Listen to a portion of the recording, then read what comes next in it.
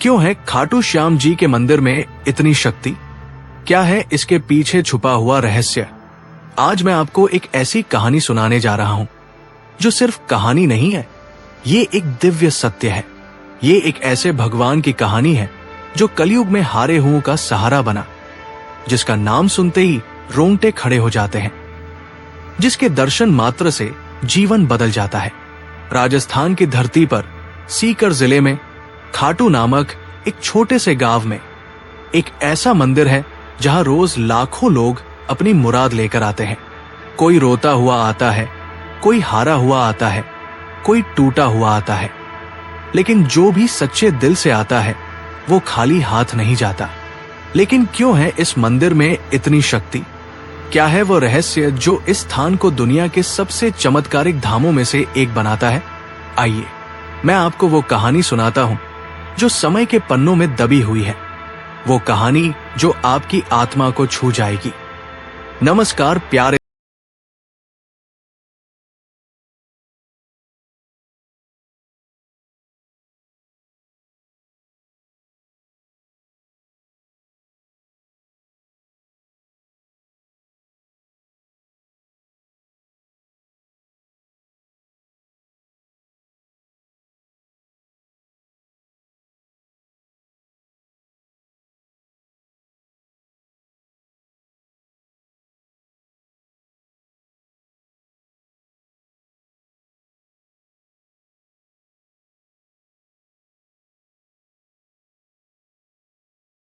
आज की कथा अत्यंत ज्ञानवर्धक और प्रेरणादायक है।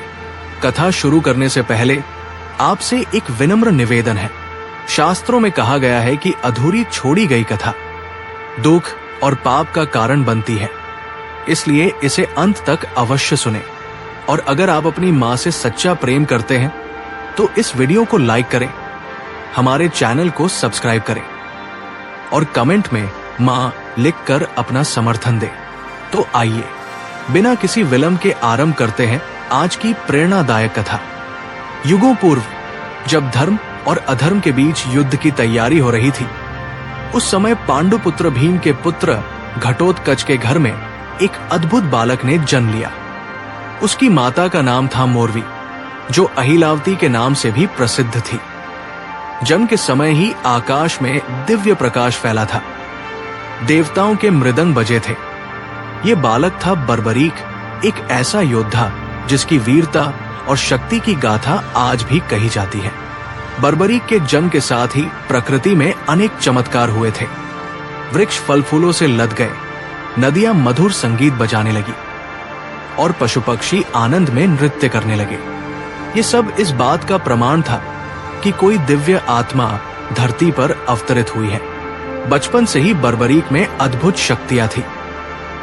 जब वो मात्र 5 वर्ष का था, तब उसने एक हाथी को केवल अपनी मुट्ठी के बल पर रोक दिया था। 10 वर्ष की आयु में उसने एक दिन में 100 राक्षसों का वध कर दिया था। मां मोरवी ने अपने पुत्र को सिखाया था, हे पुत्र, जीवन में हमेशा याद रखना कि सबसे बड़ा धर्म है हारे हुए की सहायता करना। जो निर्बल है, जो असहाय है, जो संकट में है, उसके साथ खड़े होना ही सच्चा धर्म है। मां के इन शब्दों को बर्बरीक ने अपने हृदय की गहराई में बसा लिया था। वो जानता था कि उसकी शक्ति का उपयोग कमजोरों की रक्षा के लिए करना है। जब बर्बरीक 16 वर्ष का हुआ, तब उसने घोर तपस्या की। हिमालय की ऊंची चोटियों पर, जहां सिवाय बर्फ के कुछ नहीं था, वहां उसने भगवान शिव की आराधना की। महीनों तक केवल हवा पीकर, बिना भोजन के वो तपस्या में लीन रहा। भगवान शिव प्रसन्न हुए और उन्होंने बर्बरीक को 3 अद्भुत बाण प्रदान किए। ये बाण साधारण नहीं थे, ये दिव्य थे, चमत्कारी थे। पहला बाण ये शत्रु के सभी कमजोर स्थानों को चिह्नित करता था। जहां भी ये निशाना लगाता, वहां लाल रंग का चिन्ह बन जाता था। दूसरा बाण ये मित्रों और रक्षणीय व्यक्तियों को पहचान कर उन्हें चिह्नित करता था, उन पर नीले रंग का निशान बनता था। तीसरा बाण ये सबसे शक्तिशाली था। ये लाल निशान वाले सभी स्थानों को एक साथ भेद कर शत्रुओं का संहार करता था। और नीले निशान वाले सभी को सुरक्षित कर देता था।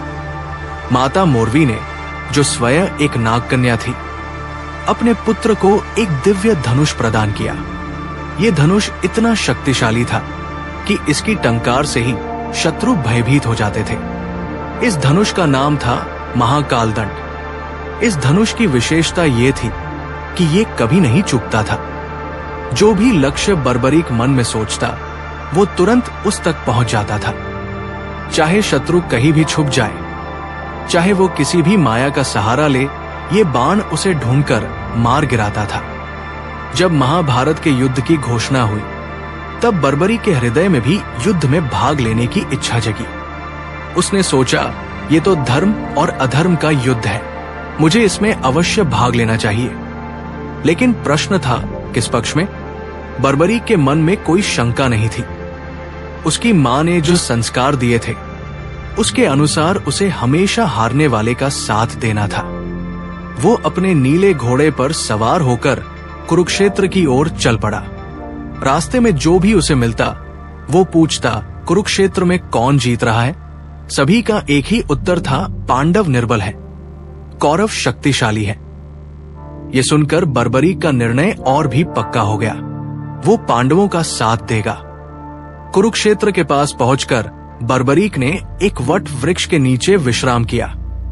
वहां उसे एक युवा ब्राह्मण मिला, जो अत्यंत सुंदर और तेजस्वी था। उसकी आंखों में अद्भुत गहराई थी, मुस्कान में दिव्य चमक थी। ये ब्राह्मण कोई और नहीं, स्वयं भगवान कृष्ण थे, जो बर्बरी की परीक्षा लेने आए थे। वत्स, ब्राह्मण ने मधुर स्वर में कहा, तुम कहां जा रहे हो और ये 3 बाण लेकर क्या करोगे? क्या तुम्हें लगता है कि मात्र 3 बाणों से तुम युद्ध जीत सकते हो? बर्बरीक ने विनम्रता से उत्तर दिया, हे ब्राह्मण देव, ये कोई साधारण बाण नहीं है। एक बाण से मैं अपने शत्रुओं को चिह्नित कर सकता हूं, दूसरे से मित्रों को, और तीसरे से सभी शत्रुओं का संहार। यदि आवश्यकता हो तो एक ही बाण से मैं सारी पृथ्वी को छलनी कर सकता हूं। ब्राह्मण ने मुस्कुराते हुए कहा, यह कैसे संभव है? वत्स, दिखाओ तो मुझे अपनी शक्ति। उन्होंने पास के एक विशाल पीपल वृक्ष की ओर इशारा किया और कहा,